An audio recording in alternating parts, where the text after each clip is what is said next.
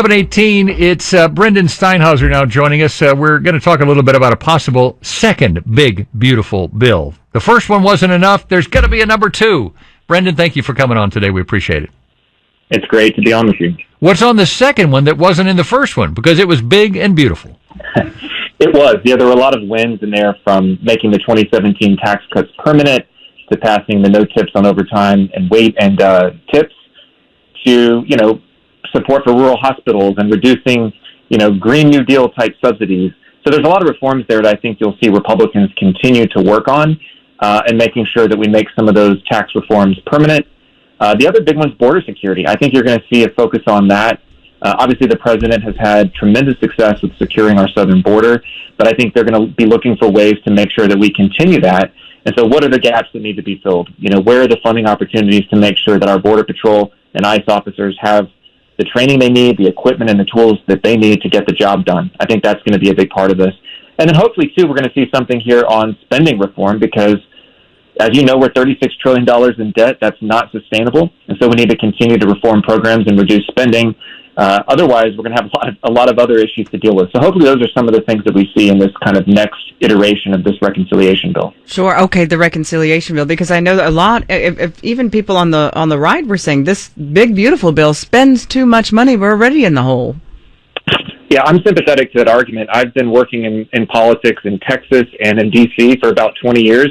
And I can watch that debt clock just go up over those decades, and it's really very frustrating and sad. And it's a bipartisan issue. The Democrats have spent too much money. The Republicans have spent too much money. So I think that's got to be a priority issue for the country because, again, it's not sustainable. And the only way you do it is by reforming Social Security, Medicare, and Medicaid, which is about 70% of the entire budget. And so we have to be willing to make those hard choices, and I think the American people will reward Congress and reward Republicans if they do that. How do you reform those two things? Because people are very dependent on those.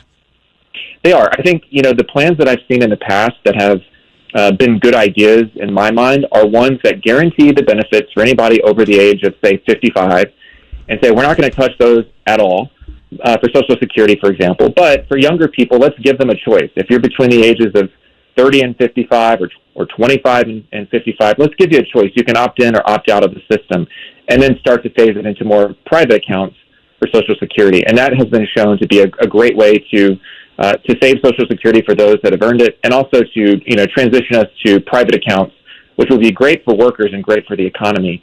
And then similarly with Medicare and Medicaid, there's reforms that need to be done.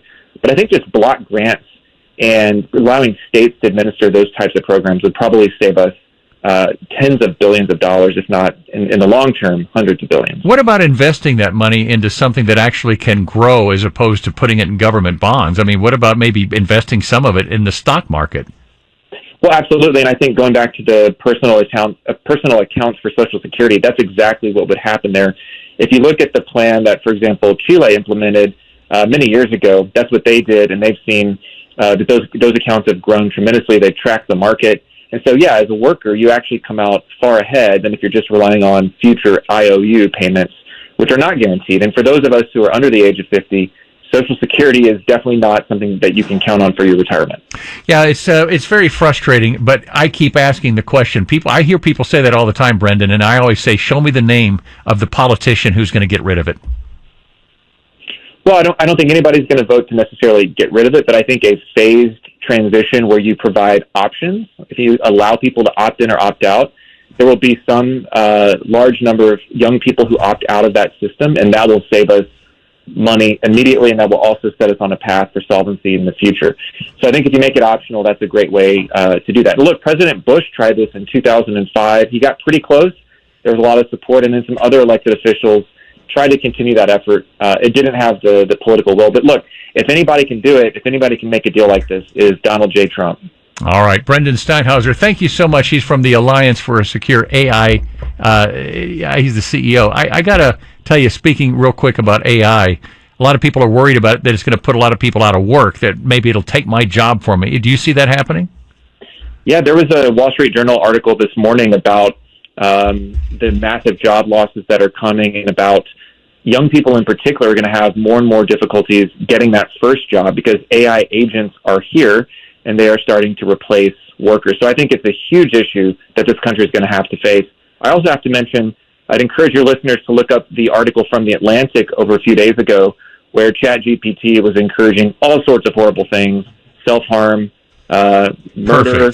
It was awful, and it was scary. And so people are worried about that as well.